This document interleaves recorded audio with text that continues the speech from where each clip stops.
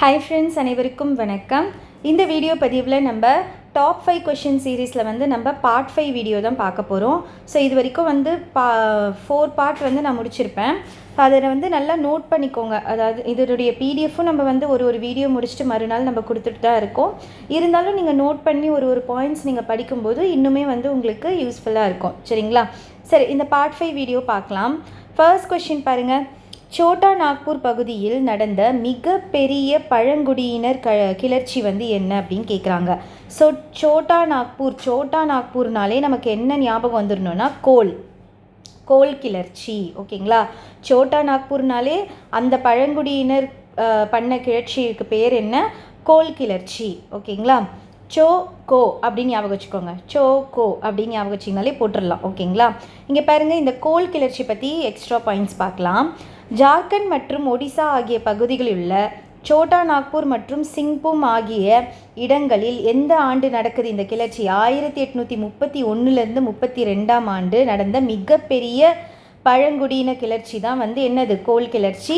So இந்த சோட்டா நாக்பூர் பகுதி ஜார்க்கண்ட் மற்றும் ஒடிசா அங்கே இருக்க ஒரு பகுதி தான் சோட்டா நாக்பூர் மற்றும் சிங்பூம். ஓகேங்களா? ஸோ அந்த இடத்துல எப்போ நடக்குதுன்னா 1831 32 நடக்கக்கூடிய ஒரு பழங்குடியின கிளர்ச்சி தான் கோல் கிளர்ச்சி. ஓகேங்களா? இந்த கிளர்ச்சிக்கு யார் தலைமை தாங்குறாங்க அப்படின்னா பிந்த்ராய் மற்றும் சிங்ராய். ஓகேங்களா? இந்த கிளர்ச்சிக்கு தலைமை தாங்கிறது யார்? பிந்த்ராய், சிங்ராய். ஓகேங்களா? நெக்ஸ்ட்டு பாருங்கள். அதே மாதிரி இங்கே ஆப்ஷனில் நமக்கு வஹாபி, சாந்தர்கள் கிளர்ச்சிலாம் இருக்குது. ஸோ அதை பற்றின ஒரு எக்ஸ்ட்ரா பாயிண்ட்ஸும் பார்த்துடலாம். ஓகேங்களா? ஸோ இப்போ வஹாபி கிளர்ச்சி அப்படின்னா என்னென்னா, யாருக்கும் நடக்கக்கூடிய ஒரு கிளர்ச்சினா ஆங்கிலேய ஆட்சிக்கும் நிலப்பிரபுகளுக்கும் எதிராக துவங்கப்பட்ட ஒரு கிளர்ச்சி தான் வஹாபி. ஆங்கிலேய ஆட்சிக்கும் நிலப்பிரபுக்கள், அதாவது ஒரு நிலத்துக்கு அவங்க உரிமையாளர்கள் இருப்பாங்கல்ல, அவங்களுக்கும் எதிராக துவங்கப்பட்ட ஒரு கிளர்ச்சி தான் வஹாபி கிளர்ச்சி. ஓகேங்களா? ஸோ இதில் பார்த்தீங்கன்னா வங்காளத்தில் பரசத் பகுதியில் 1827 இது தொடங்கினது. ஓகேங்களா? வஹாபி 1827 வங்காளத்தில் பக்கத்தில் இருக்க பரசத் பகுதி. ஓகேங்களா? நெக்ஸ்ட், இந்த வஹாபி போதனைகளால் பெரிதும் ஆழமாக ஈர்க்கப்பட்ட இஸ்லாமிய மத போதகர், அவர் பேர் என்னென்னா, போதகர் யாருன்னா டுடுமீர் அப்படின்றவர் தான் இந்த கிளர்ச்சிக்கு தலைமை. ஓகேங்களா? ஸோ இவங்களோட போதனையில் பெரிதும் ஆழமாக ஈர்க்கப்பட்ட இஸ்லாமிய மத போதகருடைய பேர் பார்த்தீங்கன்னா டுடுமீர். ஓகேங்களா? அவர் தான் இந்த வஹாபி கிளர்ச்சிக்கு தலைமை பொறுப்பை ஏற்கிறாங்க. சரிங்களா?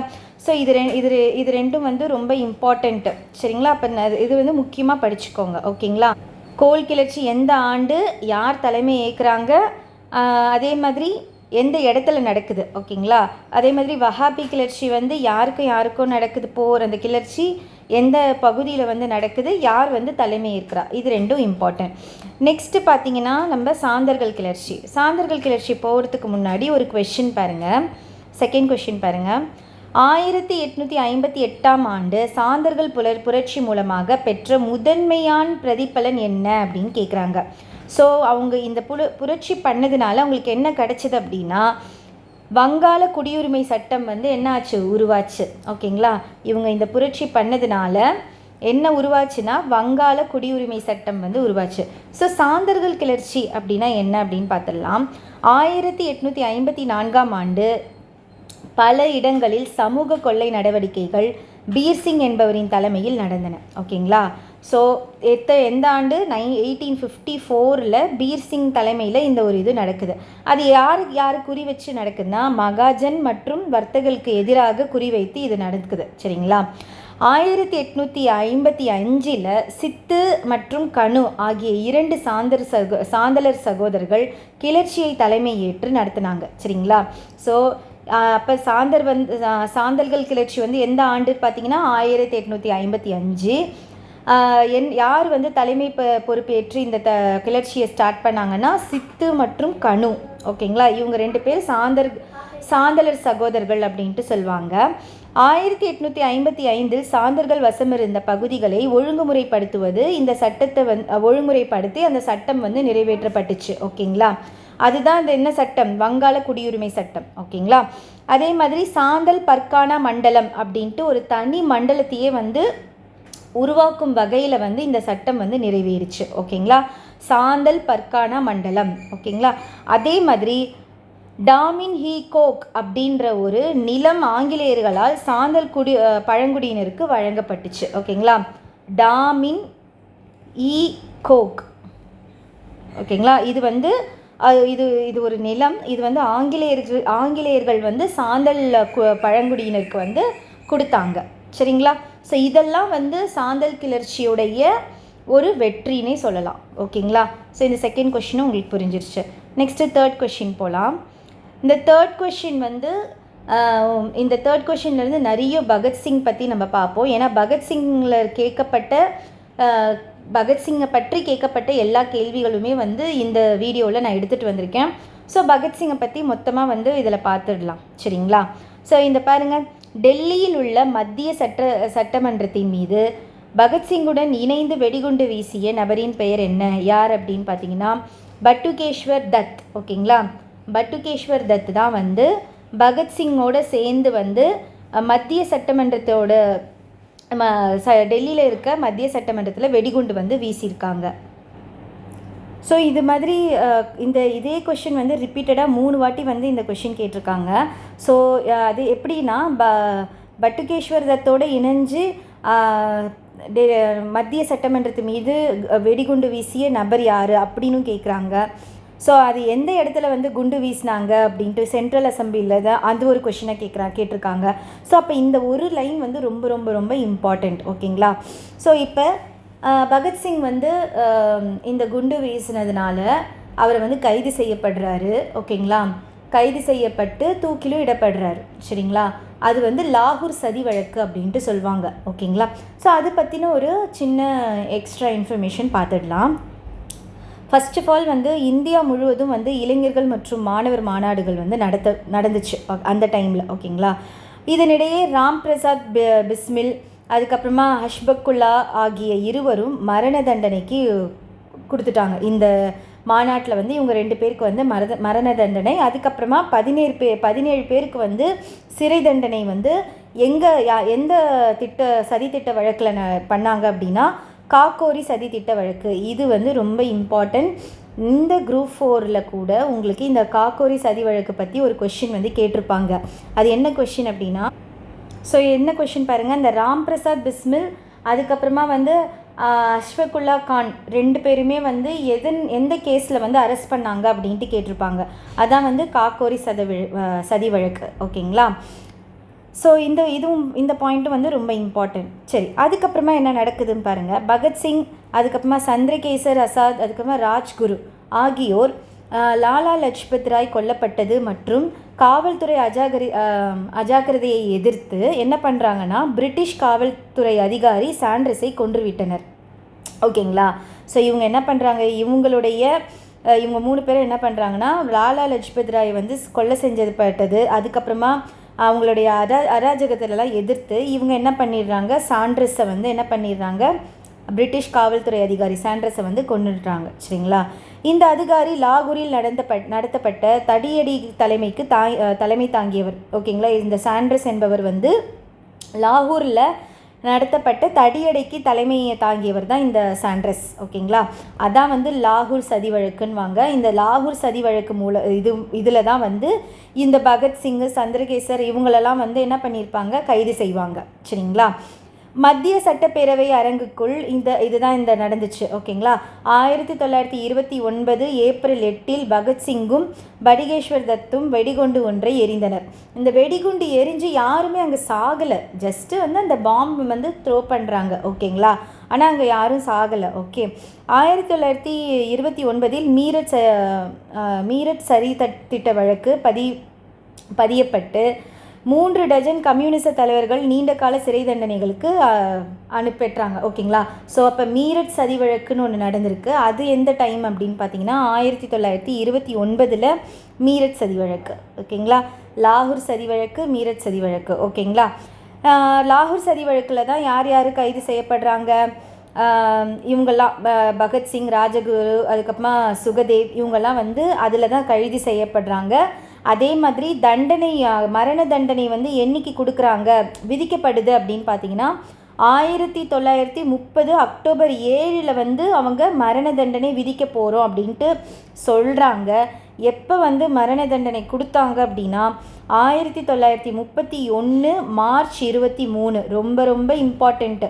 ஸோ இந்த நாள் அதிகாலையில் வந்து இவங்க என்ன பண்ணிடுறாங்க, 3 பேருக்கும் வந்து தூக்கில் போட்டுடுறாங்க.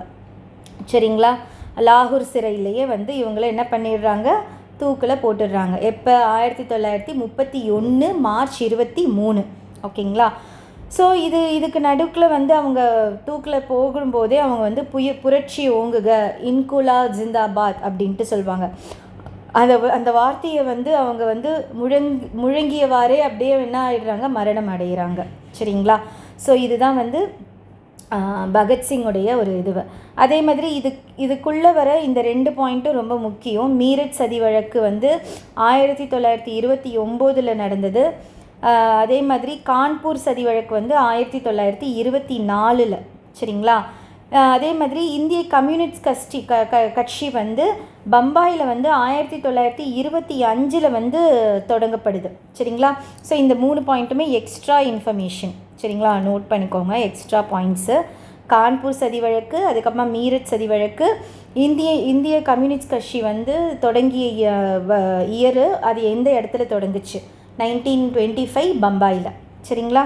ஸோ இது எல்லாமே வந்து ஒரு முக்கியமான இன்ஃபர்மேஷன் இது எல்லாமே. ஓகேங்களா. ஸோ நோட் பண்ணிக்கோங்க.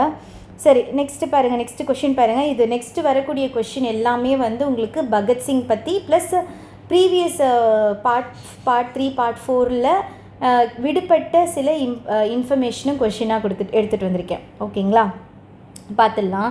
பகத்சிங்கிற்கு மரண தண்டனை விதிக்கப்பட்டதற்கான காரணம் என்ன அப்படின்னா லாகூர் சதி வழக்கிற்காக. ஓகேங்களா. அதென்ன, லாகூர் சதி வழக்கு மூலமாக தான் வந்து பகத்சிங்க்கு வந்து மரண தண்டனை வந்து விதிச்சாங்க. நெக்ஸ்ட் கொஷின் பாருங்கள்.